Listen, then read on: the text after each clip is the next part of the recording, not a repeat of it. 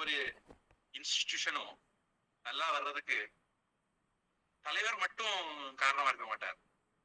அந்த தலைவருடைய எண்ணங்களை எக்ஸிக்யூட் பண்றது அந்த ஆளுடைய திறமையிலே இருக்கு.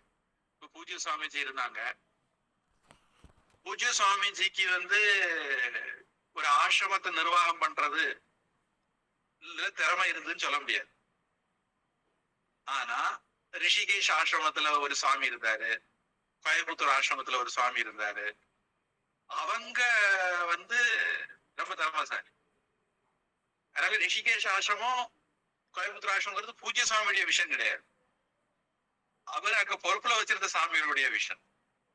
அந்த மாதிரி ஒரு ராஜாவுக்கு கீழே வேலை செய்யறவங்க எல்லாம் நல்ல ஒரு டீம் அமைஞ்சிட்டுன்னு வச்சுக்கோங்க, அந்த ராஜாவும் நல்ல ஜொலிப்பார். அவருக்கே எல்லாம் தெரியணும்னு இல்ல, அவருக்கு ஒரு நல்ல டீம் அமைஞ்சாலும் போதும். அந்த டீம் அமைகிறதுல திறமசாலிகளா அமையணும் ஒண்ணு, அவங்க ராஜாவுக்கு விசுவாசிகளாக ராஜாவை மீறி போக கூடாது, ராஜாவை கவுத்து நினைக்க கூடாது. ரொம்ப தொடக்கத்துல பார்த்திருக்கிறோம். அந்த மாதிரியான டீம், ராஜாவுக்காக உயிரை கொடுக்கக்கூடிய ஒரு டீம்.